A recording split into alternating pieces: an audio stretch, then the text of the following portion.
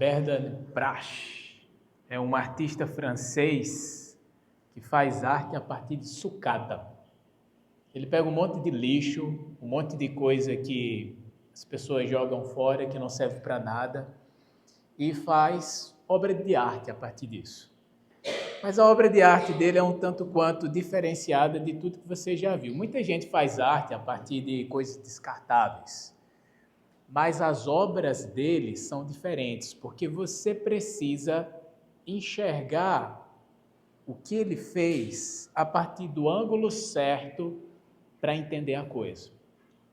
Porque se você enxergar pelo ângulo errado, você vai dizer, isso aqui é uma obra sem valor, eu não sei como é que alguém pode considerar isso como arte.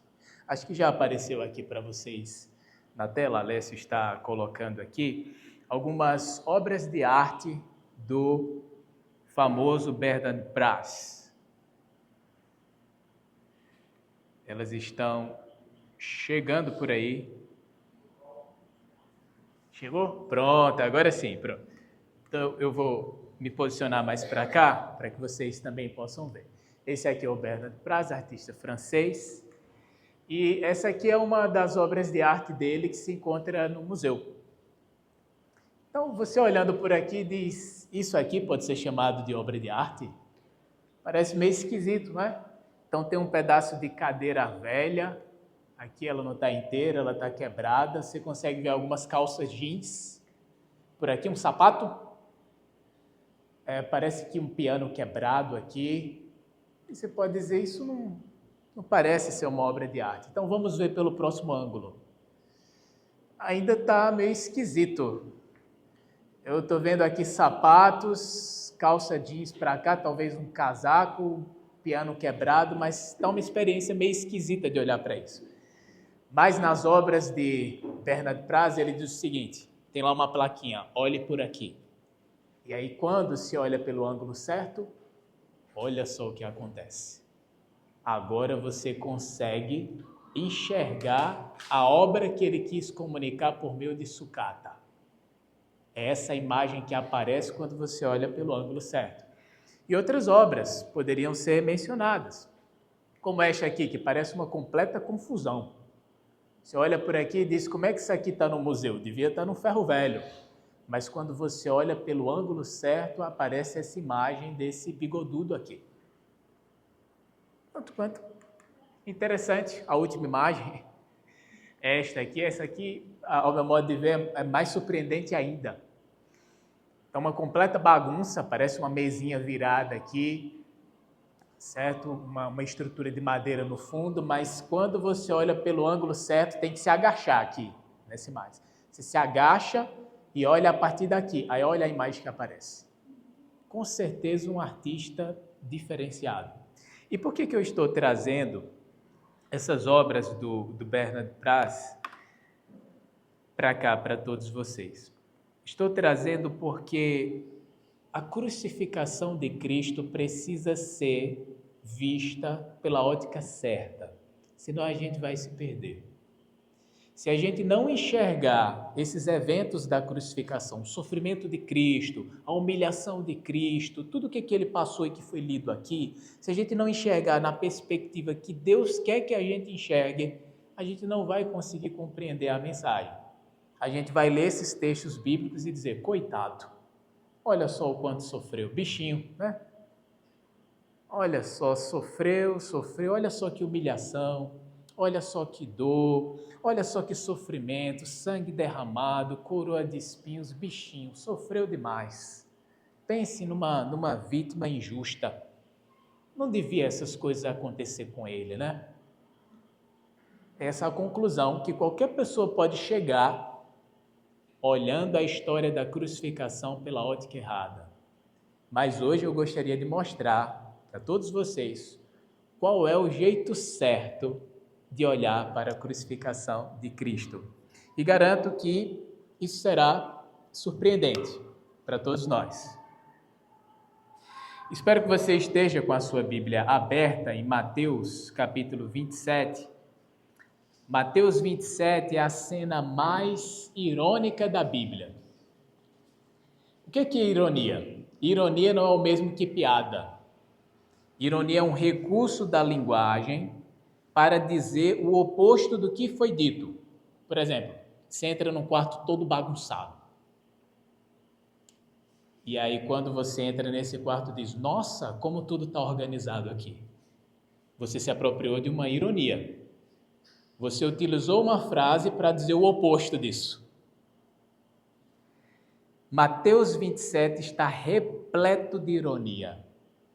E nós precisamos entender isso para compreender a história da crucificação. E para nos ajudar a compreender essas coisas, a perceber essa profunda ironia no texto, a nossa pregação será dividida em 3 cenas. Na primeira cena, nós vamos ver Jesus desprezado pelos gentios. Na segunda cena, Jesus desprezado por Israel. E na terceira cena, Jesus desprezado por Deus. E nós vamos olhar cada uma dessas cenas e descobrir quais são as mensagens práticas para a nossa vida. Primeira cena, Jesus sendo desprezado pelos gentios, pelos pagãos, pelos soldados romanos. Depois que Jesus é sentenciado à morte de cruz, a Bíblia diz que os soldados levaram Jesus para o pretório, reuniram em torno dele, era muita gente, tá? Os soldados que defendiam o pretório eram dezenas deles, ou talvez até centenas. Então toda a tropa se reuniu, tiraram a roupa de Jesus e vestiram ele com o manto escarlate, o manto vermelho, que era o manto que se colocava em governante romano. E aí depois de colocar esse manto sobre Jesus, teceram uma coroa de espinhos e colocaram na cabeça dele. Depois deram um caniço que foi colocado na mão direita. Os reis governavam com esse traje. O traje de manto vermelho, uma coroa e um cetro de ferro, simbolizando toda a sua autoridade. Então fizeram tudo isso improvisado aqui para Jesus. E os soldados começaram a se ajoelhar diante dele, a zombar, dizendo: salve, ó rei dos judeus! Cuspiram nele, depois bateram, pegaram o caniço da mão dele e bateram na cabeça dele, para a coroa de espinhos fincar no couro cabeludo. Depois dessa chacota completa, vestiram Jesus com as próprias roupas dele, então o levaram para ser crucificado. Obrigado, irmão. Olhando para essa história, só vemos zombaria aqui.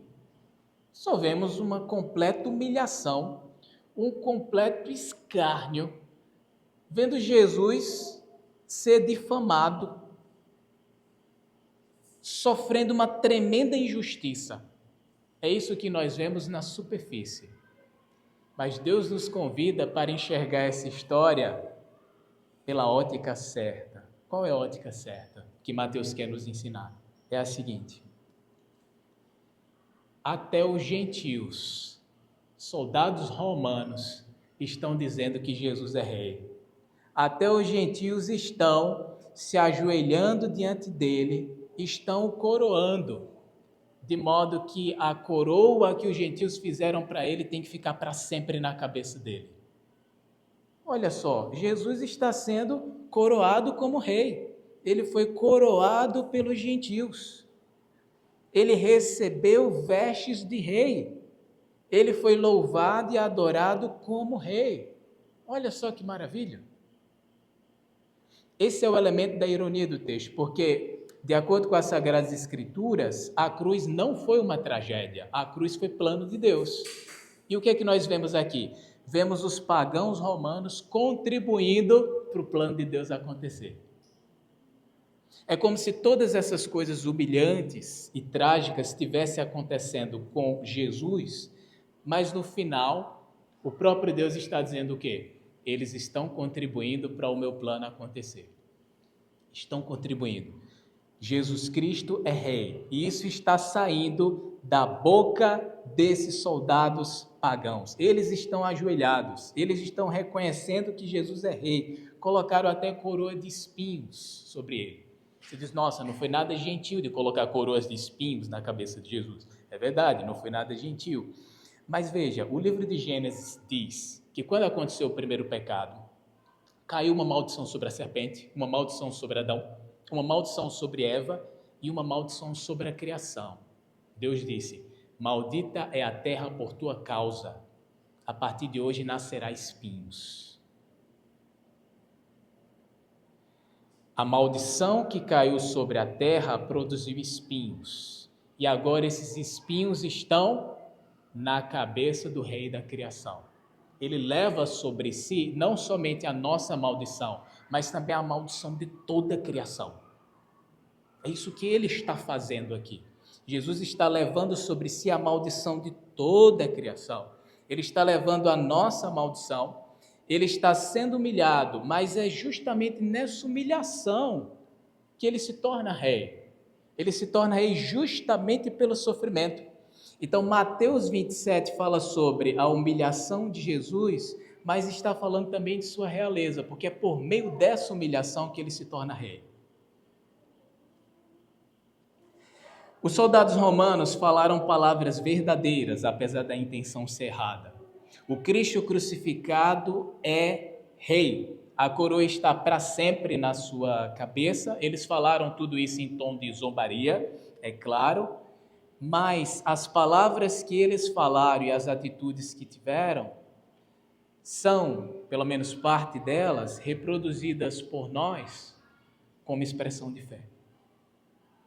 Os soldados reconheceram que Jesus é rei, apesar de ter feito isso por zombaria. E nós reconhecemos que Jesus é rei justamente pelo fato dele ter ido para a cruz. Os soldados disseram: Jesus, tu és o rei de judeus, no tom de zombaria, porque não enxergavam a cruz como projeto de Deus. Nós olhamos para a cruz e reconhecemos que é projeto de Deus. E é justamente nesta situação que ele se torna o nosso rei, o nosso Senhor, aquele que conduz a nossa vida. Segunda cena importante. A segunda cena, que vai do versículo 32 até o versículo de número 44, mostra Jesus sendo desprezado por Israel.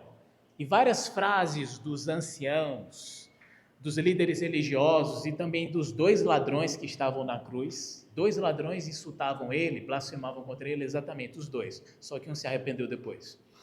Então os dois insultavam Jesus. Os líderes religiosos também insultavam Jesus, mas preste atenção nessas palavras que eles estavam falando. Jesus foi para o Gólgota.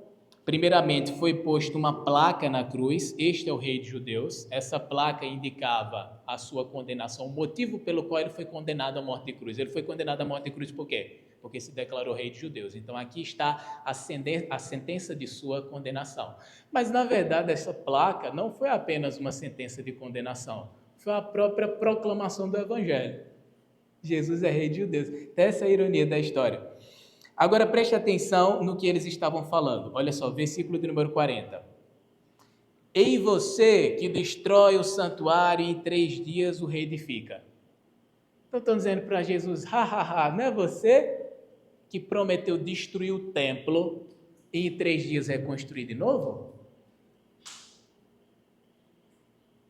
Mas veja, é exatamente isso que está acontecendo na cruz. Quando Jesus veio a este mundo, ele era o próprio templo de Deus. E o templo de Deus está sendo destruído na cruz e em 3 dias será refeito. É justamente isso que está acontecendo. Eles estavam zombando Jesus, mas por algo que estava acontecendo ali, na realidade mesmo. Ele é o próprio santuário de Deus que está sendo destruído e que será refeito em 3 dias. Olha só, eles também disseram: desça da cruz e vamos crer em você. Hoje nós cremos justamente porque ele não desceu da cruz. Pediram para ele descer na cruz para ter fé. Jesus não desceu na cruz e a fé foi produzida. Outra fala deles: é o rei de Israel. Começaram a caçoar, né? Olha aí, é o rei de Israel. Exatamente. É o rei de Israel no seu trono. A cruz de Cristo é o trono do Filho de Deus. É o trono. Jesus veio justamente para ser entronizado. E ele foi entronizado na cruz, com coroa e tudo. Então estão caçoando, dizendo, é o rei dos judeus, né? Exatamente, é isso mesmo. Ele é o rei, o nosso rei é o rei crucificado, e o seu trono é a própria cruz. Também disseram para ele, salvou os outros, já não pode salvar a si mesmo. Exatamente, exatamente. Jesus é o salvador dos outros pelo fato de não ter salvo a si mesmo. Vocês estão acertando.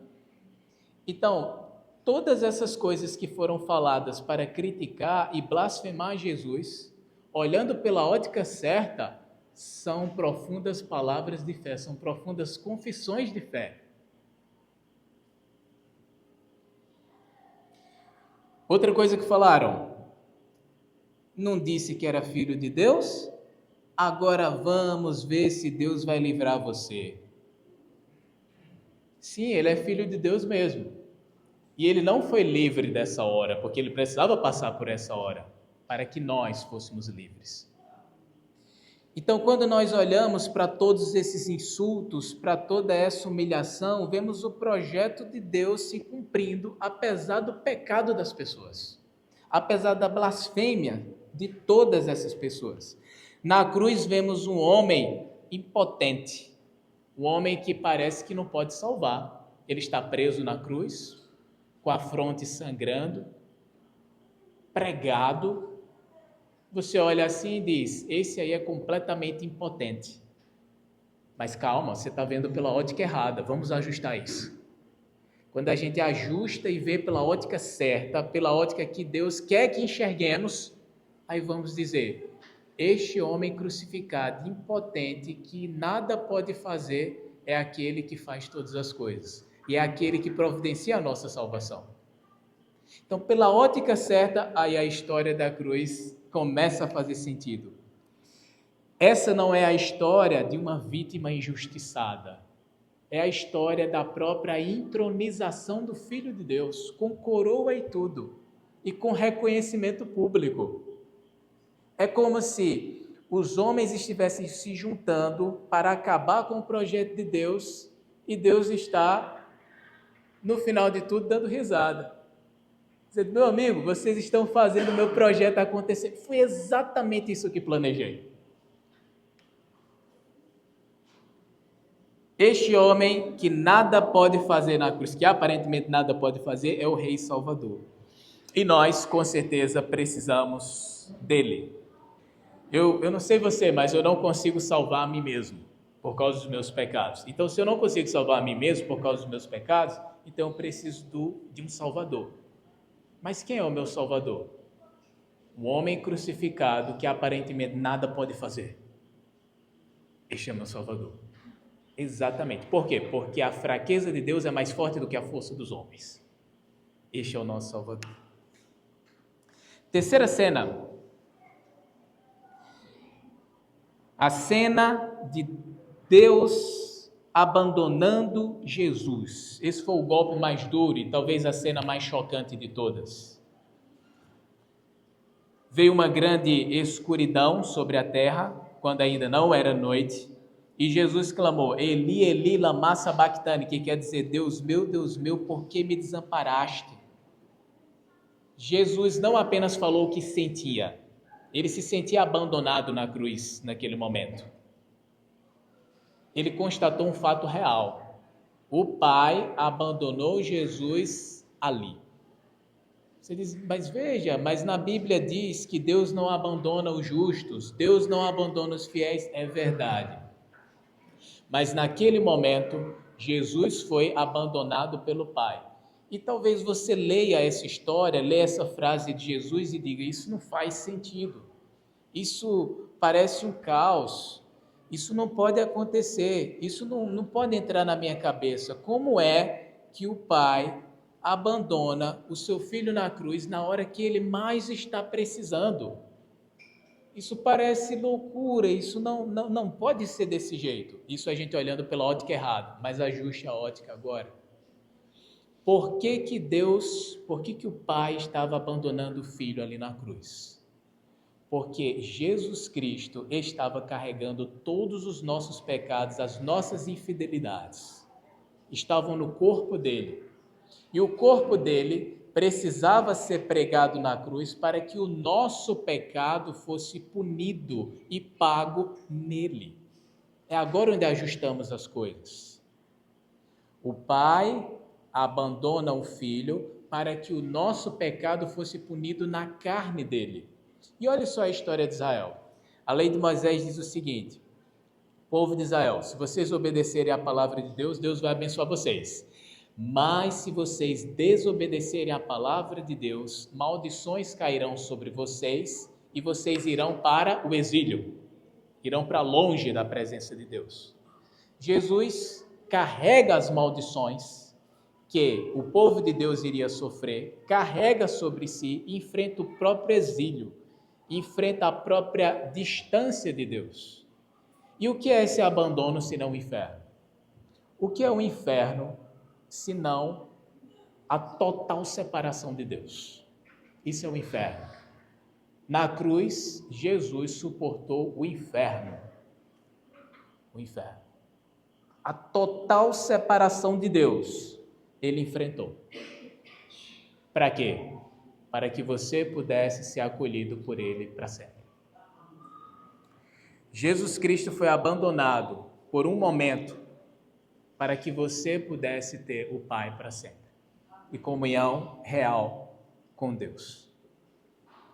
E depois desse grito de abandono, depois dessa cena trágica, onde mais alguns acontecimentos se desenrolam e Jesus de fato clama em alta voz e entrega o seu espírito. Depois que Jesus entrega o seu espírito, acontecem algumas coisas muito interessantes. Primeira delas, o véu do santuário se rasga em duas partes de alto a baixo. Era o véu da separação entre Deus e os homens. Esse véu se rasgou como um claro sinal de que após a morte de Cristo, temos acesso a Deus, acesso ao trono da sua graça. Isso por causa da morte do Filho de Deus. Outra coisa, quando Jesus morreu, versículo 51, a terra tremeu e as rochas se partiram. Essa criação sentiu. Quando o Criador deste mundo morreu, o mundo sentiu. As pedras se fenderam. Um terremoto aconteceu. E outra coisa, versículo de número 52, muito curiosa por sinal. Os túmulos se abriram e muitos corpos de santos já falecidos ressuscitaram. Estamos falando de uma morte que dá vida. Jesus morreu na cruz e neste dia que ele morreu na cruz, pessoas falecidas ressuscitaram. Então isso não é uma morte comum, é uma morte que concede vida, é uma morte que dá acesso a Deus e é uma morte que mexe com a estrutura da antiga criação, fazendo com que uma nova pudesse surgir.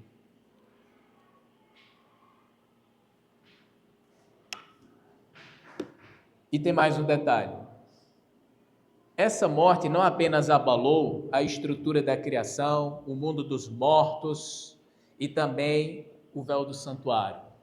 Essa morte conseguiu impactar um matador profissional, o centurião, soldado romano, que estava acostumado a crucificar muitas pessoas.